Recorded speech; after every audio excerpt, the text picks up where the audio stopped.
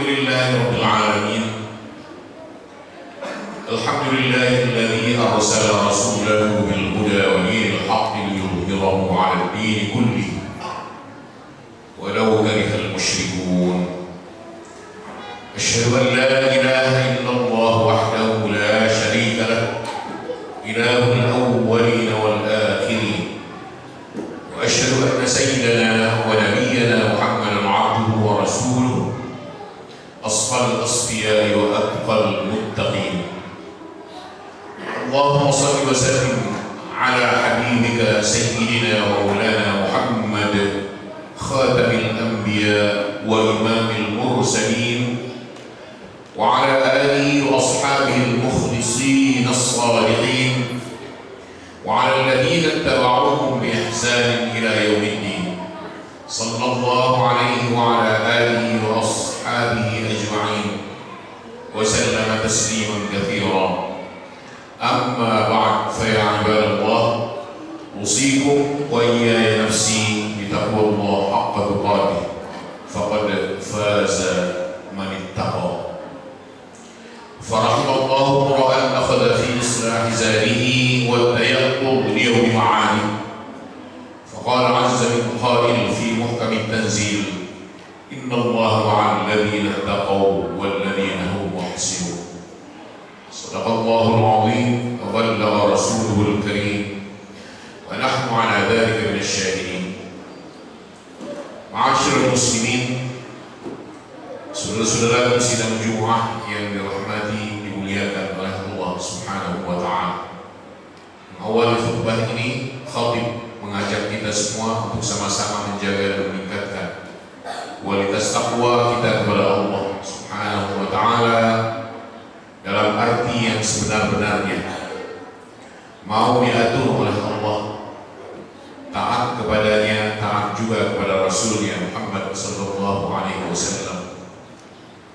Mudah-mudahan dengan kekuatan hati dalam menjaga dan terus meningkatkan ketakwaan ini, Allah mudahkan segala urusan kita dalam menjalani kehidupan di muka bumi Allah ini, dan kelak insyaallah meraih ridhanya, berbahagia fid din wal dunya wal akhirah. Wa may yuti'illah wa rasulahu faqad faza fawzan 'azima. Siapa saja yang taat kepada Allah dan Rasulnya, maka sungguh ia telah meraih kemenangan besar, yaitu surga Allah Subhanahu wa ta'ala.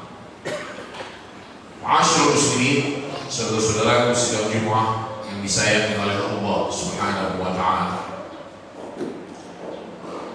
Tauhid dalam Islam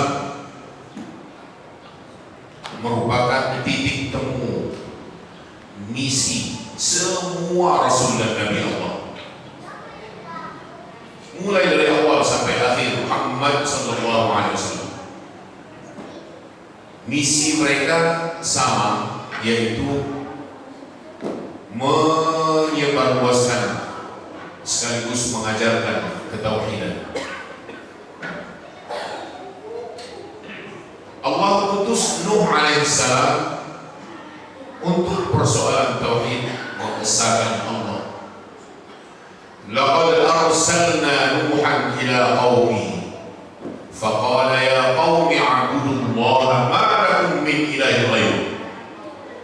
Telah kami utus Nuh alaihissalatu wassalam ke tengah kaumnya, lalu beliau mengatakan tengah-tengah kaumnya, wahai kaumku, sembahlah oleh kalian Allah Subhanahu wa ta'ala.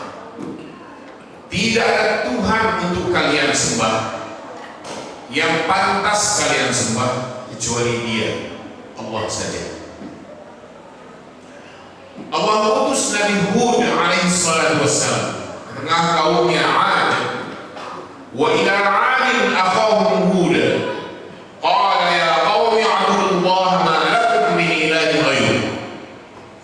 Hud diutus Allah tengah kaumnya 'Ad.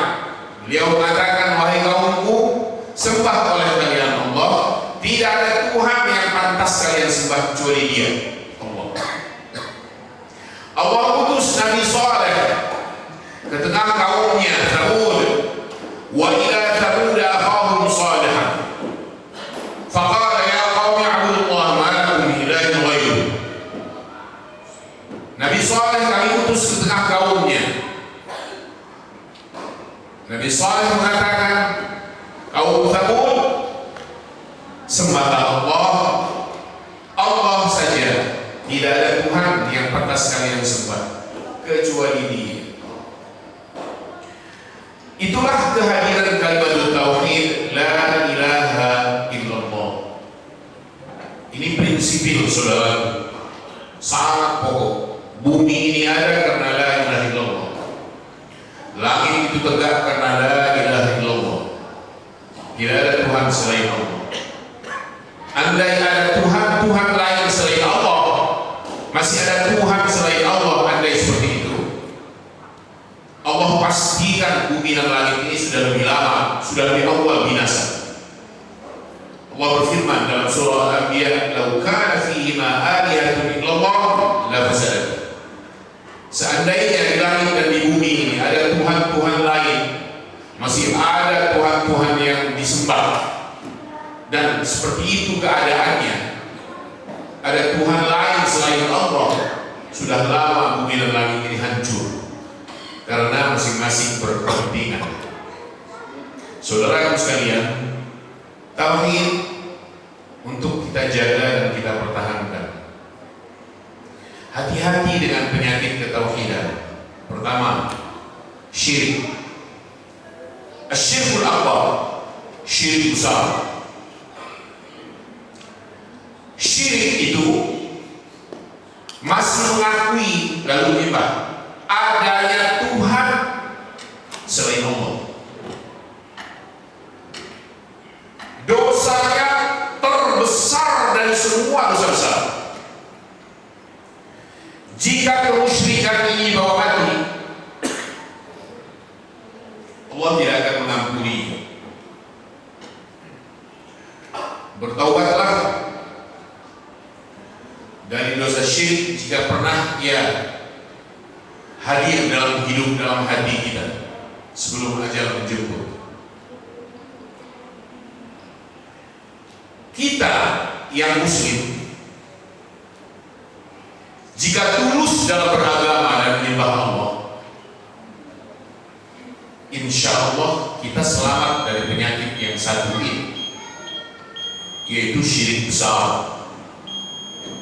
Tapi tidak ada jaminan, walau kita bertauhid,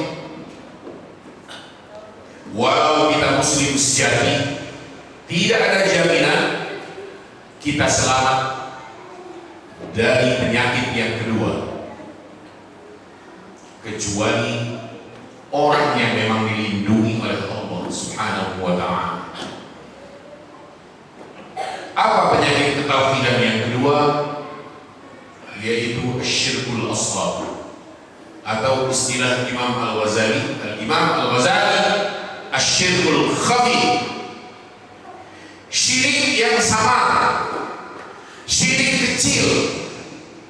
Rasulullah SAW dalam sabdanya menyebut bahwa syirik yang samar ini adalah riya. Ala wa huwa riya. Tahuilah bahwa dia adalah riya. Saudaraku sekalian, hati-hati dengan penyakit yang kedua ini, yaitu riya. Riya jika hubungannya dengan keyakinan, dengan akidah, dengan ketauhidan, yang muncul adalah kemunafikan. Semua orang yang riya pasti membohongi dirinya dan membohongi orang lain. Semua kaum munafik di muka bumi ini, mereka menipu Allah, menipu kaum mukminin, menipu diri mereka sendiri.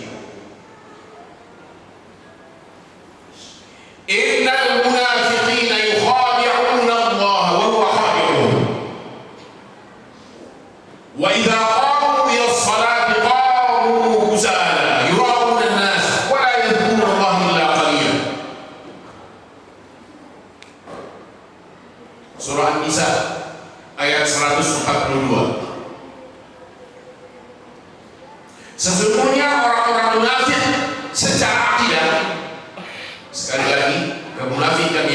bermaksud kemunafikan secara akidah, karena riya yang hubungannya dengan ketauhidan, dengan akidah.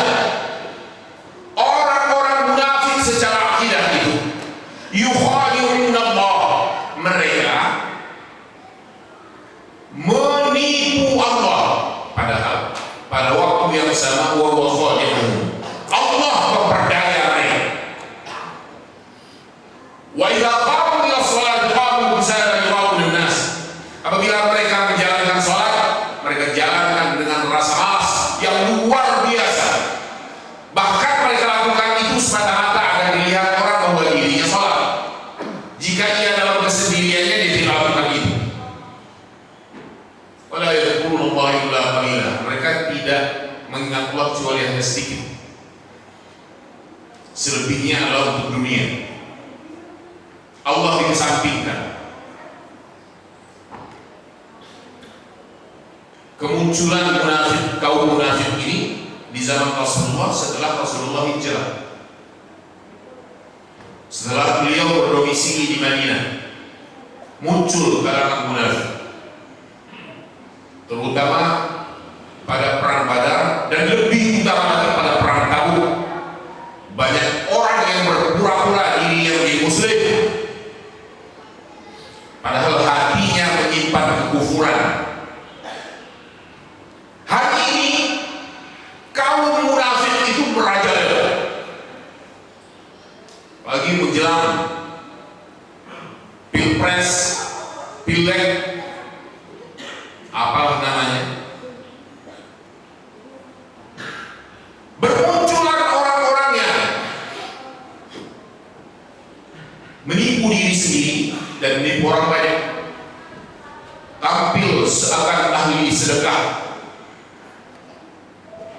tampil merangkul para kiai, bersalaman dan bagi-bagi dengan kaum santri, supaya dilihat bahwa mereka adalah orang-orang yang punya perhatian kepada agama. Padahal itu hanya dilakukan dalam 5 tahunan. Apakah itu bukan jiwa kemunafikan? Bukankah itu adalah penyakit ketauhidan? Tampil mengatakan bahwa dirinya muslim atau muslimah kalau dia perempuan, tetapi tidak pernah meyakini bahwa akhirat itu ada. Tampil meyakinkan orang kalau dirinya orang yang beriman, tapi tidak pernah takut adanya neraka dan ancaman Allah Subhanahu wa ta'ala. Bukankah itu kemunafikan? Saudaraku sekalian, berhati-hati dari penyakit kemunafikan ini, karena ancaman dan siksanya jauh lebih pedih daripada ancaman dan siksa orang-orang kafir. Allah berfirman, innal munafiqina fid darkil asfali minan nar. Sesungguhnya orang-orang munafik itu akan berada di dalam kerak neraka, di dasar dari segala dasar neraka. Surah An-Nisa ayat 145. Dan mereka tidak memperoleh peluang pertolongan atau penolong sedikit pun.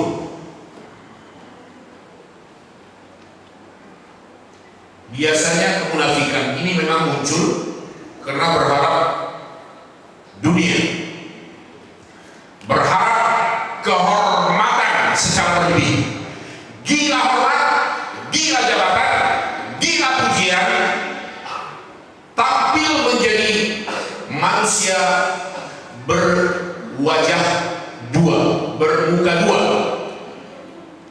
tidak menjadi dirinya sendiri. Akibatnya fatal, menjerumuskan.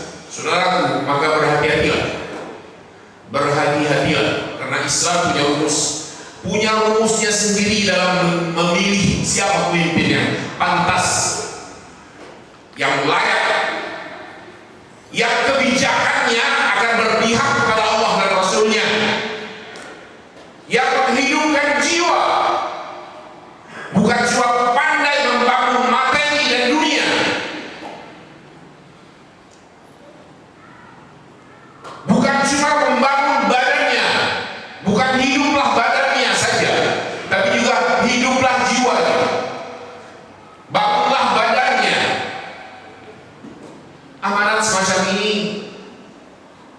Saya kira semua tahu, tapi banyak orang yang pura-pura buta karena harapan-harapan yang terlalu besar akan dunia.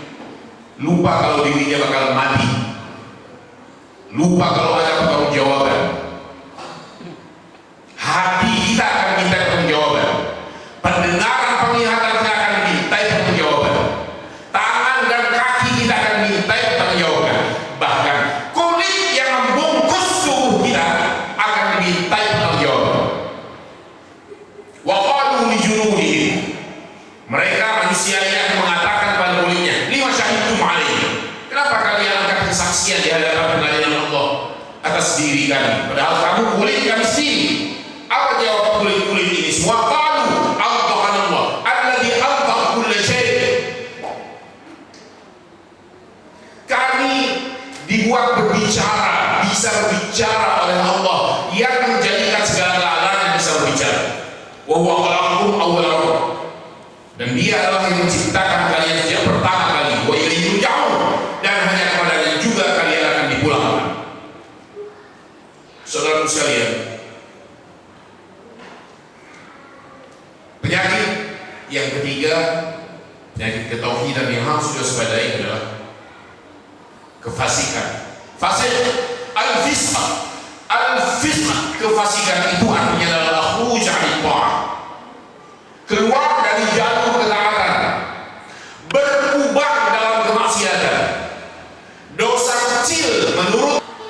Tapi jangan salah, orang mukmin pun bisa berpredikat sebagai mukmin fasik. Kapan itu terjadi? Jika tidak ada konsistensi yang baik dengan iman atau ketauhidannya. Rajin ke masjid tapi mencuri hak orang lain juga rajin. Fasik membaca Al-Quran tapi menyakiti hati tetangga dan keluarganya juga fasik. Di mana konsistensi? Konsistenlah. Iman yang ada pada badan kita, pada jiwa kita ini menuntut kita untuk bersikap lurus, bukan menyimpang. Bertaubat, tubu ilallah, kembali kepada Allah Subhanahu wa ta'ala dari segala kemaksiatan, agar level kefasikan dari diri kita dapat dilenyapkan. Semoga Allah memudahkan jalan bagi kita untuk senantiasa menjaga ketauhidan ini dengan baik, terbebas dari segala penyakitnya.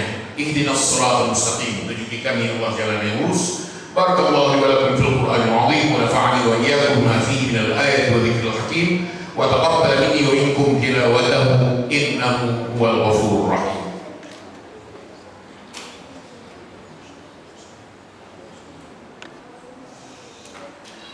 Alhamdulillah hamdan katsiran kama amara, ahmaduhu subhanahu wa ta'ala fima nahaa 'anhu wa zajara. Asyhadu an la ilaha illallah wahdahu la syarika lah إرغاما لمن جحد به وكفر. وأشهد أن سيدنا ونبينا محمدا عبده ورسوله سيد الخلائق والبشر. اللهم صل وسلم على عبدك ورسولك أشرف العرب والعجم وإمام مكة والمدينة والحرم سيدنا ومولانا محمد صلى الله عليه وسلم. زده يا ربي شرفا وكرما ومهابة ورفعة وتعظيما. صلى الله عليه وعلى آله وأصحابه أجمعين وسلم تسليما كثيرا. أما بعد، فيا عباد الله، أوصيكم وإياي نفسي بتقوى الله حق تقاته فقد فاز المتقون. واعلموا أن الله جل وعلا أمركم بأمر بدأ فيه بنفسه وثنى بملائكته المسبحة بقدسه وأيد بالمؤمنين من عباده، فقال عز من قائل في محكم التنزيل: إن الله وملائكته يصلون على النبي يا أيها الذين آمنوا صلوا عليه وسلموا تسليما.